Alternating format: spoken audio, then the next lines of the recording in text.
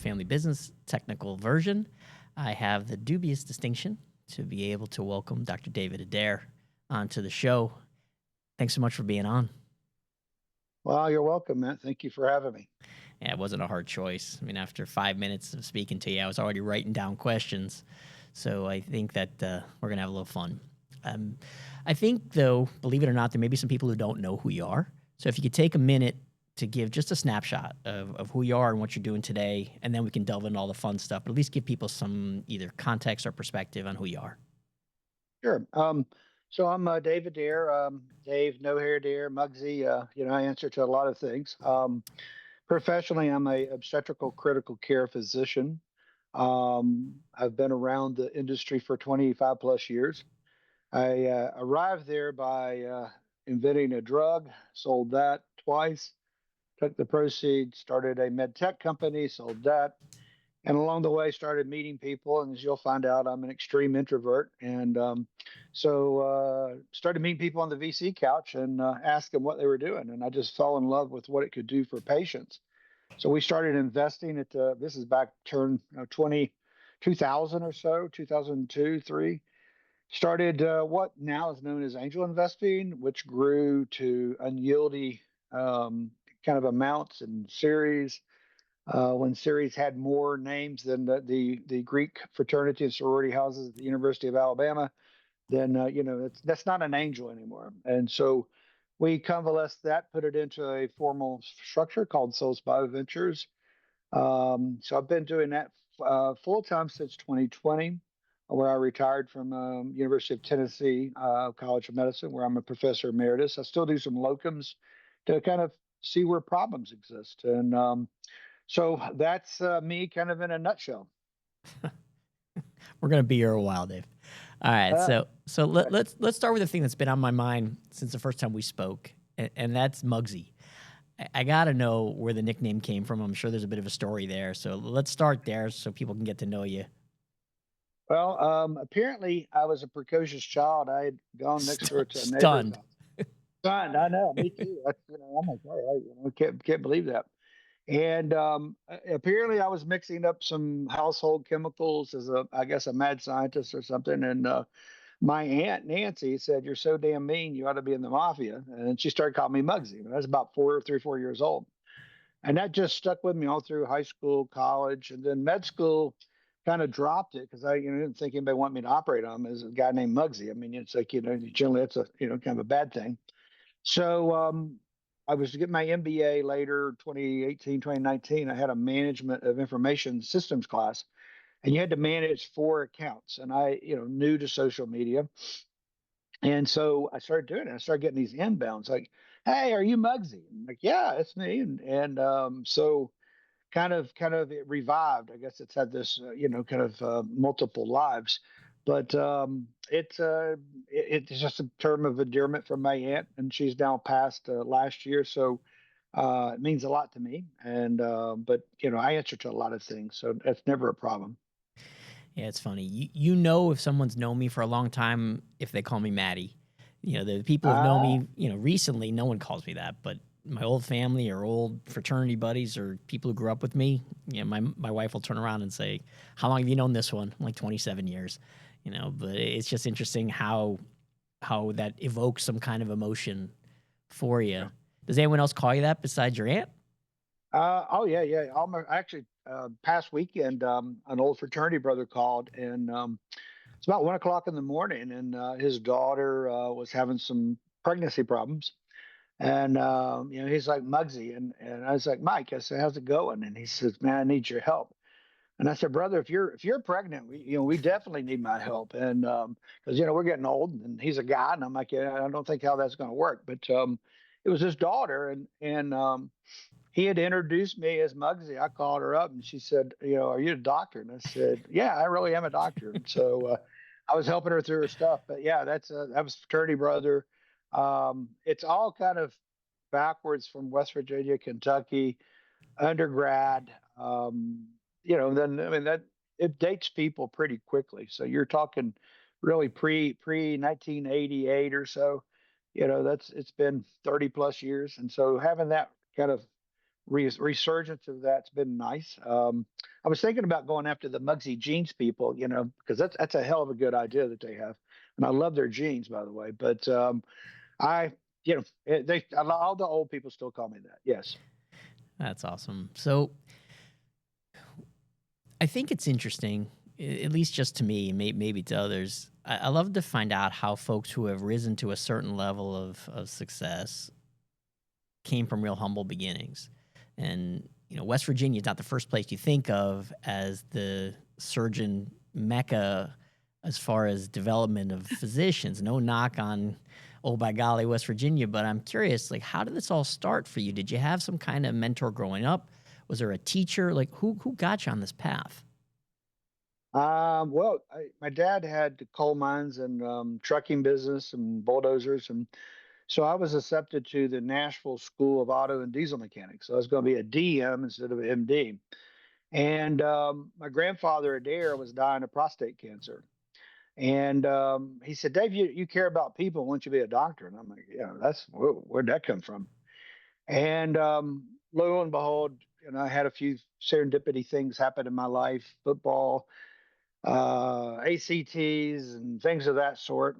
And I got a chance to go to school at a little place called Moorhead, and I was able to parlay that into medical school. And so what started out as this crazy harebrained, big, hairy, audacious goal, BHAG, um, turned into reality. And so from that, um, it started really about a patient, my grandfather, and throughout that mantra, that has been what I've lived by is about the patient first. Whether it was building my practice, when I chose my career, when we invest, we start with the patient. And so simple bedside at a hospital, you know, I thought it was a pretty harebrained idea, but that's how it came about. Was he planted a seed, and sometimes people plant seeds and they sprout, sometimes they don't. But for him, it sprouted, and he's been gone now since 1981, so a long time. But that little seed grew into me, and why I'm here today. That's a lot of ROI from one sentence. I mean, you Yeah. think about that, especially from your specialty. Look, every physician impacts patients in their own way. Some save lives, some are when they're psychological, they save your mentality, and some bring life into the world. And so I wonder from that perspective, was that a conscious choice? Did you know going in that you wanted to head in that direction? Because that is a unique, emotional, and immensely personal part of medicine. Actually, no. I thought I would be a family physician. I really like surgery, but they're like T-Rexes, short arms, and they eat their young. So I didn't like that, but I love the technical part, and I love being able to diagnose and fix things.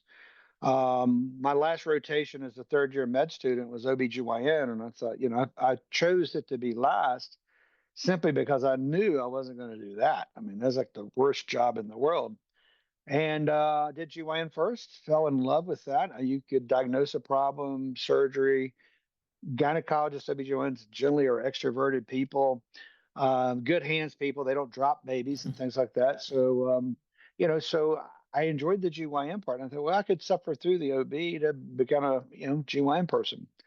And then that first baby, I never will forget that one. That was 1987. I delivered that first baby, and hands were shaking and delivering the baby. And this nurse, she was kind of a battle axe, but for some reason she liked me, and she was like, "Let me deliver the baby." Comes out, and I said, "Oh my God, that's like the greatest thing in the world," because when people die, if you ever hold the hand of somebody die, I mean, it is electricity. Yeah. It leaves. A baby's like a brand new Apple computer. You open it up and you hit that on button, and you feel that surge. And I was addicted. I loved that. I still do. I never tire of that. Now I'm getting older, and I found a 5-letter word called sleep, but they don't tend to come on a regular basis. But I will say this: it's probably the most rewarding thing for a career. Anytime a young person wants to talk, being a physician, I'll talk with him. OB, man, you got me right there. I mean, I'm a sucker. I'll talk all night long on that one. So, but it's just that feeling of bringing young life into the world, and yeah, I kind of fantasize and go, okay, this baby grows up and plays for the Vols. It's a 5-star, and we win another championship or a president or solves the cancer problem, or how do they contribute to society, and bringing them into the world is the first step. And so it's a real true honor and a blessing to help people when they go through that. Do you have any idea how many you've delivered? Oh, thousands, man. I quit counting a long time ago. I can't count that high.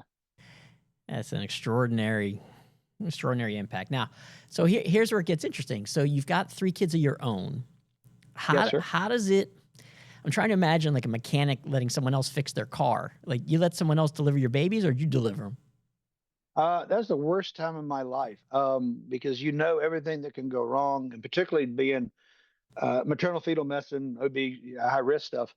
Every single thing is wrong. My wife's a labor and delivery nurse, and so we knew everything about pregnancy. And so the first one was delivered when I was a fellow at Wake Forest. She was the first baby to get a drug called misoprostol, which had been studied at University of Florida when I was a resident, and that was the first place in the U.S. and North Carolina was second. So she came out. The attending delivered there, one of my professors. The second one I delivered. The third one, my wife fired me, so you have to sit on the sideline. I'm sitting there like, oh my God, it's too nervous. Of course, at that point, I was a director. We had the director of the NICU. There was a lot of, general admirals, that kind of stuff in the room. And he comes out, we're Caucasian. I mean, look at us. I mean, my eyelids don't even blink and see. That's how Caucasian. He comes out and he looks like a Smurf. And he does, look, you're supposed to turn certain colors, you transition, everything's going to be good. And yeah, he didn't do it. And I was like, oh, okay, we got an emergency here. So the head of the NEO, good friend Liz Kennedy, she starts resuscitating. And I'm like, oh my gosh, this is why it is the worst experience of my life, because exactly like I'm a good mechanic, you don't want anybody else working on the car. Um, so I never enjoyed the pregnancy part. Now watching them grow up's been fun, but I was on pins and needles just the whole, 40 weeks until they were here, and I said, "Whew, God bless it. We're good. we're over it." So, but no, I never enjoyed any of the pregnancies myself, but I enjoy other people's. It's kind of like for me, my daughter went on a job interview and she didn't even check with me first, didn't show me her resume, didn't do anything. And afterwards, I'm like, Olivia, I do this every day for 25 years. You didn't even think to ask me? No, she got the job anyhow. So what does she need me for? But it was in my small way, it's similar to yours, where like this is kind of my lane, but Yeah, apparently she doesn't agree. So that's okay. Kids, I find, don't think that you're too smart, but when they come back from college, it's like, Dad, you've gotten really smart since I've gone to college. And I'm like, oh, okay, thank you. I appreciate that. now to trickle down a bit, you have 3 grandchildren? I four, Yeah, four. I 4. have a 10-year, I have 3 girls, one boy. I have a 10-year-old daughter or granddaughter, 4-year-old granddaughter, and my first grandson, Knox. Of course, Knoxville. And Yeah. then the youngest is Riona. She's in Bali, Indonesia. She's 9 months old, and so I've got Wow. them spread. So yeah, they're all over. Were you able to get perspective with the grandkids and able to step back, or were you still just as anxious? Um, it was a little bit more muted because he wasn't as intimate. I mean, you're not, on a day-to-day grind, so to speak. So, but yeah, I was always being phone called and about various problems, various this and questions, etc. It was a little bit more subdued, but yeah, still, I'm excited about being a grandparent, but and being a poppy again. But I can't say that I'm enjoying it the way you should. I guess Yeah, now when they're here, they're fine. The pregnancy part, I worry too much. I get it. I was looking through your education, and it's significant. But the part that caught my attention the most, and we could talk a whole separate deal on everything related to that. But the one in particular is that you were a professor for a significant amount of time, and then you Mhm. went back and got your MBA. So I got to ask, how does that feel? You've been a professor. You clearly have excelled in that area. Now you're in someone else's classroom in another university that's not yours. And is it hard not to critique, or are you able just to take the classes and enjoy them? I'm curious how that all felt. Well, I was still a professor. It was the UT system. So I was in the health science side, which is the Okay. medical school. University of Tennessee, Chattanooga is part of the big UT system. And so, long story short, as a professor, you can go to school, you can get 2 classes a semester for free. You can't take anything online. You have to buy your own books, and that's a benefit. And so it took me 4 years. I remember the first class, I had gone to breakfast with the dean, and he says, "You know, why don't you come to the class tonight and just check it out?" So I was like, "Okay, I go." Next thing I know, I'm enrolled, and I'm on this 4 year adventure of going in. But when I walked in, it was funny because everybody was real quiet. The professor ruled you have 15 minutes to be late and all that stuff. So I walk in, and they're all quiet, and I'm like, "Look, I'm a professor, but not in this. I'm like you. I'm just a student." And so it really was kind of good for me because I learned, I got to hang out with I mean, 2 generations below me. I made a lot of great friends, a lot of great connections. We had a lot of fun together. I don't know if I was a novelty or, it's like having your grandpa for your, going to college with you or what. I tried to join a fraternity, but I was already in one from undergrad. They wouldn't let me do it. So, but no, it was great. I felt like that they helped me more than I tried to help them too. But I mean, it was a great relationship. And I hired Josh Eckleberry. I met him through Hmm. school. He's on our team. I'm putting kids through our program, pushing them to go. Every day you should always try to learn something. And so for me, being in that environment, I had a lot of folks come up later and like, hey, appreciate you putting yourself, make yourself vulnerable like that. Now, I will tell you, it's harder than hell to go back to school at that age because I hadn't taken a test in forever. And man, some of those tests, man, they were butt kickers. Yeah, it was fun. It was a good environment for me, and I persevered. Did okay, I think. Listen, at that point, I don't think whether you got an 84 or an 89 on the test really makes a whole heck of a lot of difference. It's just interesting. It's funny. I got mine at 30, and I thought I was one of the older people in the classroom, and so, so I guess I'm Yeah, I paling was in 50. comparison. Yeah. I was 50 when I went back. Yeah, and 84 is 89, man. I mean, I mean, as a doctor, you're gunners. I mean, you are gunner. You got to be A and above. I mean, so I was gunning for the A always. Competitive some bitch. Awesome. So when you're practicing medicine, we always refer to it as the dark side. People coming over to the commercial business side of medical. And so you're practicing medicine and you're having obviously a solid career and doing all the just incredibly hard work when it comes to high risk. I mean, my son was a high risk pregnancy, and I'm just incredibly grateful for anyone who does that. But at some point to think about, well, maybe I came up with this drug, and maybe I'm starting to get more interested in the business side of it. Was there a seminal kind of moment that twisted for you, or was it just, hey, I came up with this drug, I got to do something with it, and I better figure out this business side? I wish it was this grand design. I mean, the drug came about 1992, walking on Ponte Vedra Beach. I was a resident, and I was wanting to do high risk, and a mentor told me you have to be known for something. And this idea kept going around in my head, and I was walking down the beach, and this, I mean, it was, I mean, I remember it day. It was, it's clear, full moon, and this rogue wave just pops, and it hit my head. I said, this is what it is. And so I figured it out. And sure enough, that's why I went to Wake Forest to continue that work. It was about helping patients. Back to that again. I thought that we could really help moms and babies with this approach. And, long story short, kind of like I said, I really met people like you say, Maddie, hey, what are you here for? I mean, you got a suit and a tie. I know you're here to kiss somebody's butt to try to get some money. Yep. What are you doing? What are you doing? And I just fall in love with things that were good and right for patients. And so people started coming to Chattanooga. We would host doctors. I would personally guarantee you X amount, whatever that was that you're seeking to kind of get you going. And we had a thumbs up, thumbs down. It was a very simple LLC structure. Never made any money. Didn't even know what the heck we were doing. Just knew that we were going to do something good and right for patients, and that's where it's got to start.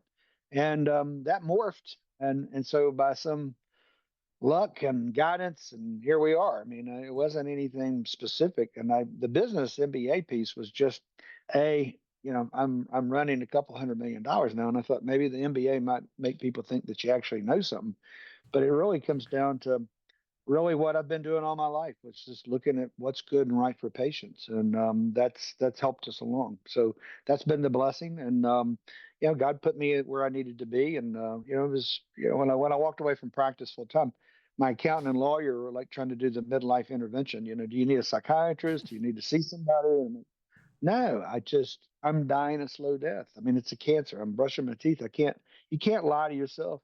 Yeah. I lost that. I'd built this big practice, and I wanted to innovate, and I wanted to do something on a bigger stage. And so investing allowed me to do that. And it just kind of came along by, back door, I guess, but no grand design. Well, I've been hearing this from just about every MD who goes into the dark side, which is most of what I was doing was one to one with a patient and doing great Mhm. work with them and sending them on their way to the rest of their life. But when I create a drug or create a device or create a new procedure, I could save thousands. Mhm. Is that part of it for you? Do you see it that way? Oh, absolutely. It's called leverage. I mean, look, there's 8,760 hours in the year, and that's equal. I mean, I don't care who you are, that's what you got. One on one, if you could physically do that, I mean, there's a cap to how many people you can help. By being a professor, you got students, residents, fellows, so there's leverage there.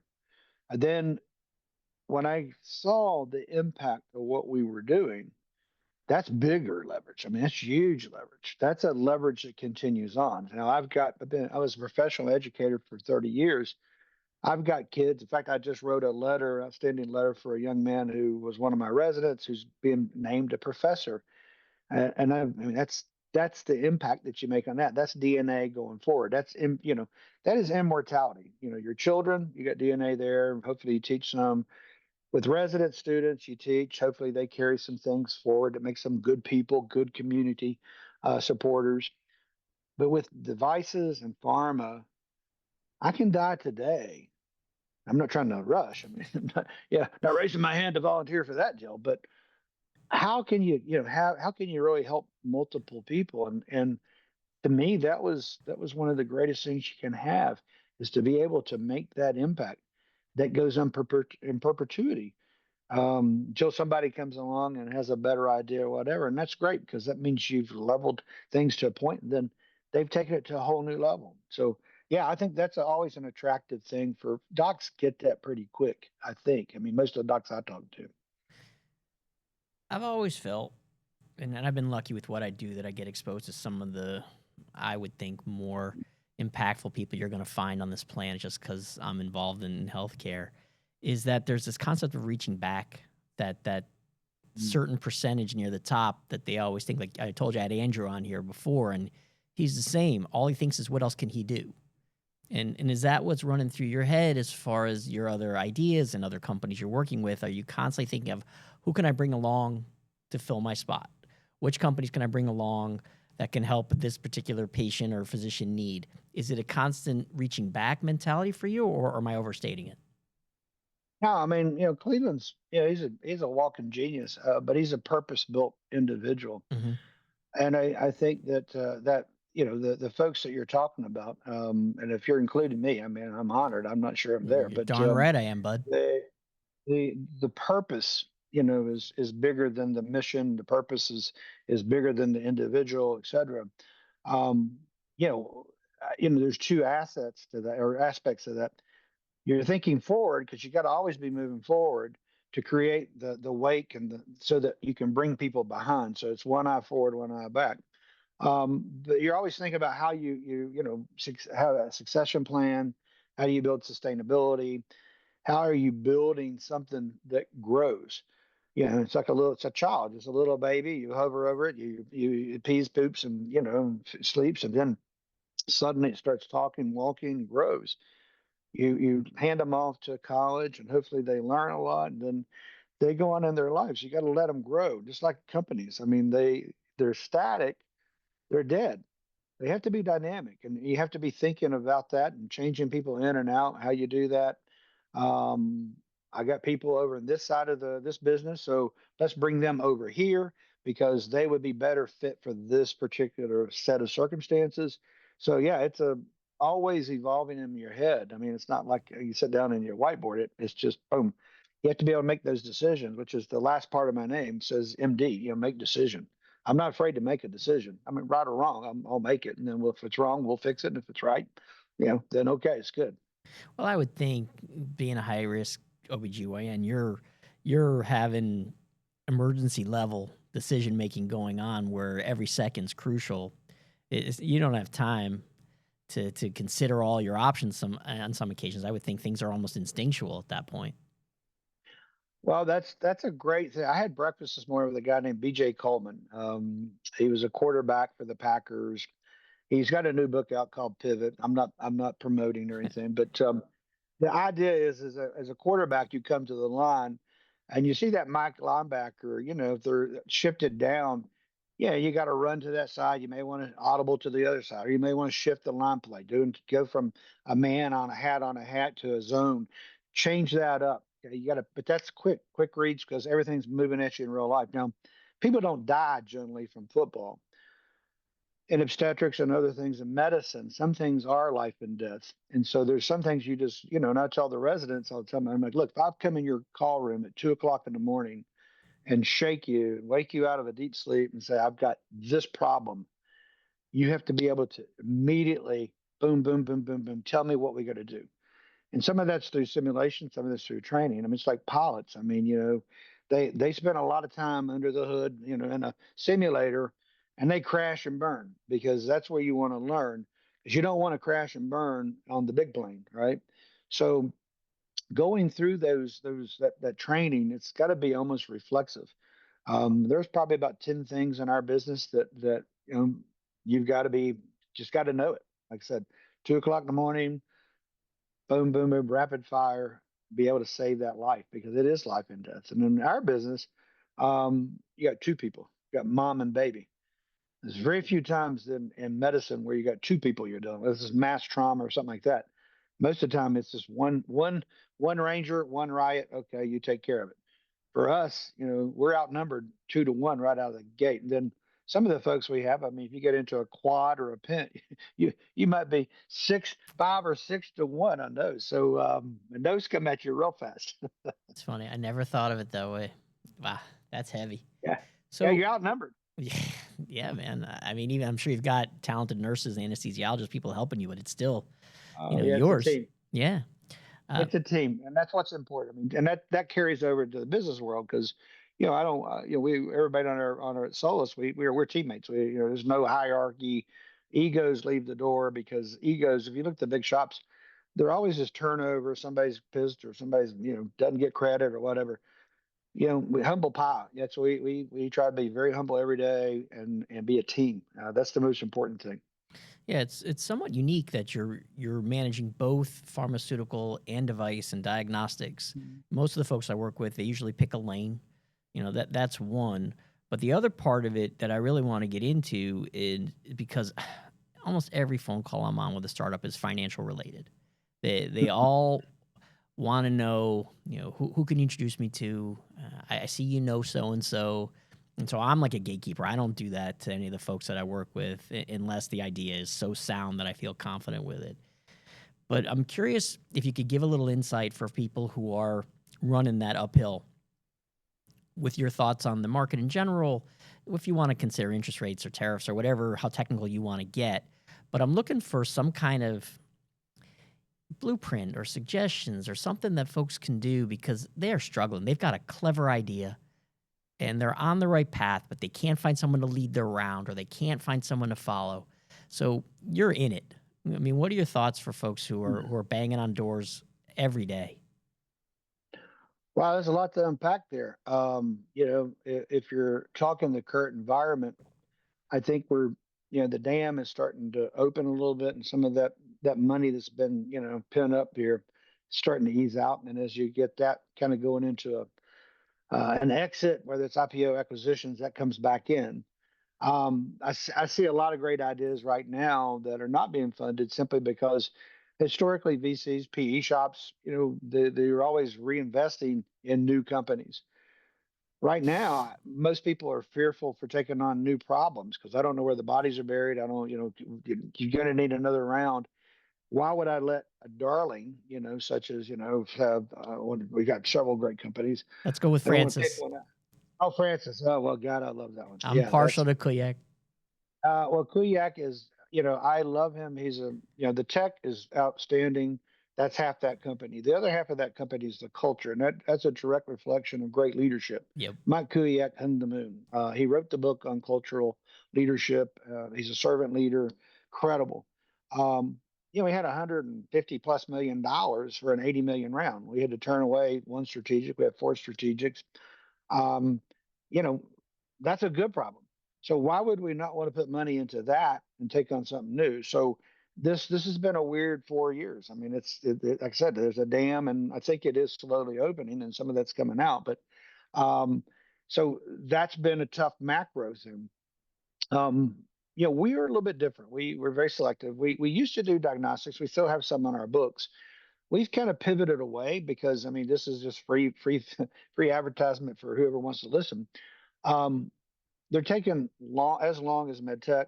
They're taking medtech like money, but their returns are capped. I mean, this is socialist at its best. There's a ceiling. You don't get the MOICs. So what used to be a nice way of doing some quick turns, good IRRs, et cetera, they don't exist right now in our book. So we've chosen not to really take those on right now. We have moved over to regulated FDA things. We got two great examples there: Vector Medical and IO Urology. Both are doing incredibly well. Both of them are making impactful things in urology and in cardiology.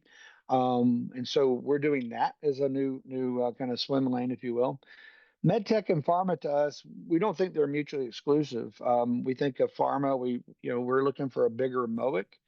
They take a little bit more money, a little bit more time. And so generally what we try to do is stack one pharma and two med techs because two med techs is equal to one pharma, if you think of it that way, both in terms of a summary MOIC, amount of money invested, equal, about the same timelines, a little shorter for med tech generally.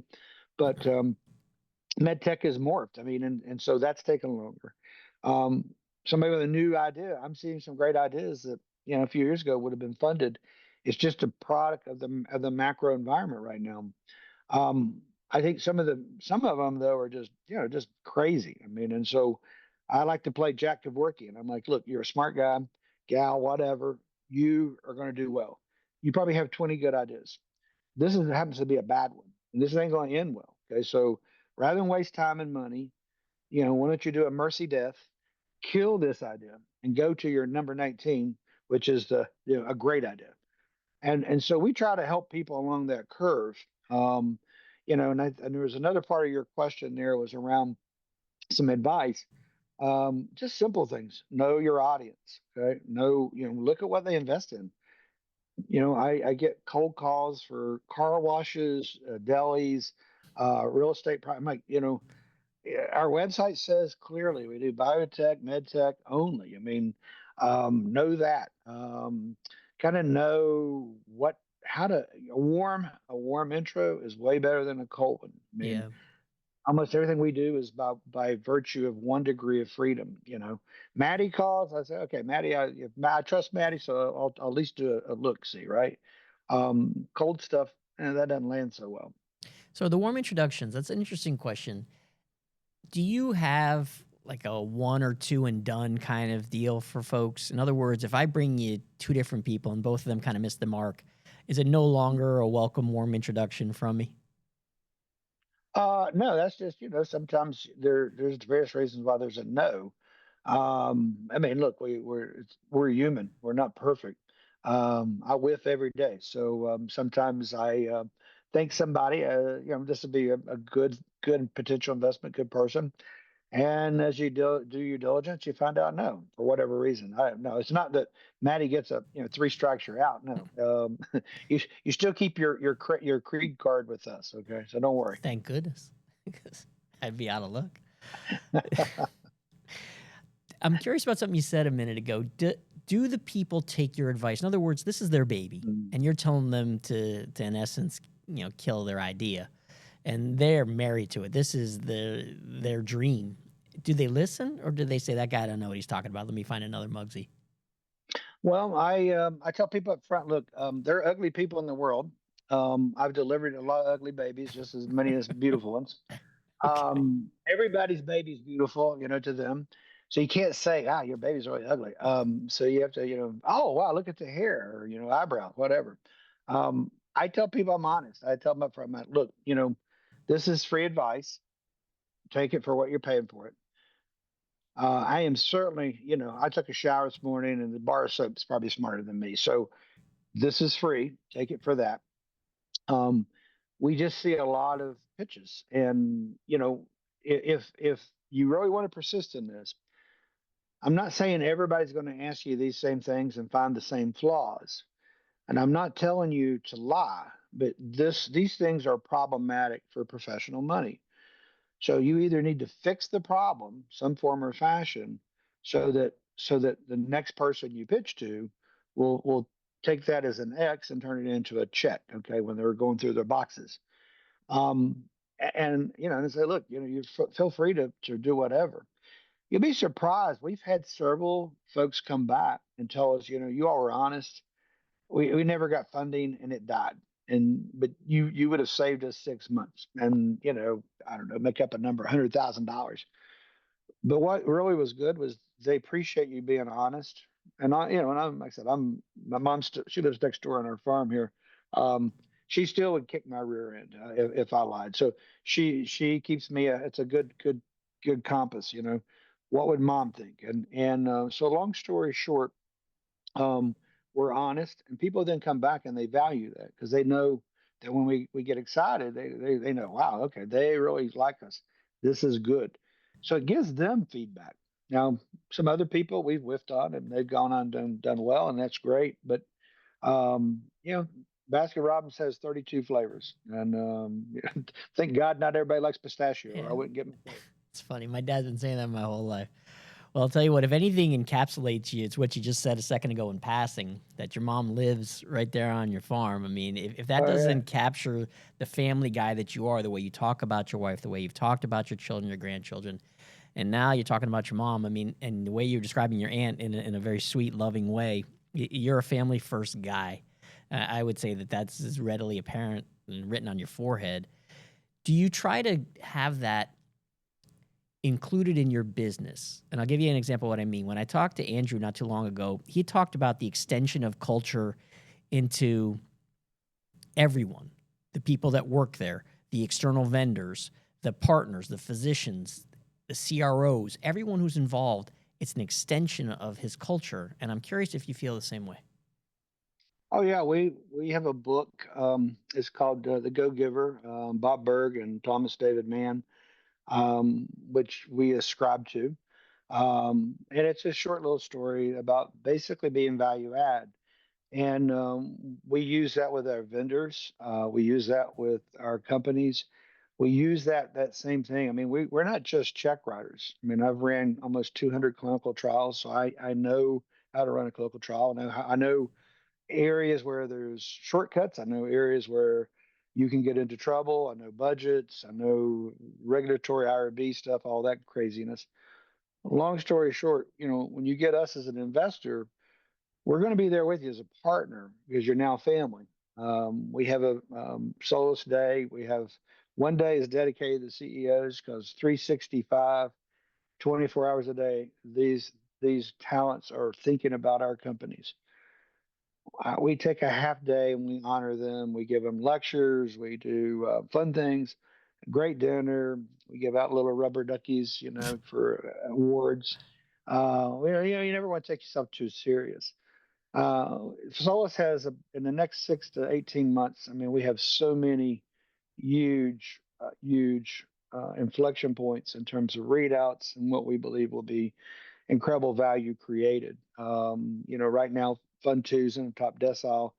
Um, we're getting ready to blow the lid off, and so I'm very excited. But it's really not us; it's the talents that run these organizations, and it starts with culture. I mean, and Andrew's, he's big on that as well. I mean, everybody that touches.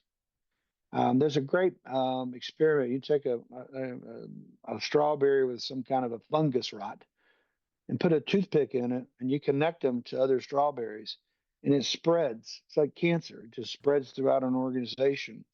So our companies are very high functioning individuals. They're very educated. They're intelligent. That's a different workforce. So you have to educate them on the purpose first, because purpose driven people attract excellence and the kind of talent you want. Then you just got to the CEO's got to figure out where to put them on the bus, who's going to drive the bus, and what does the bus look like, and what seat.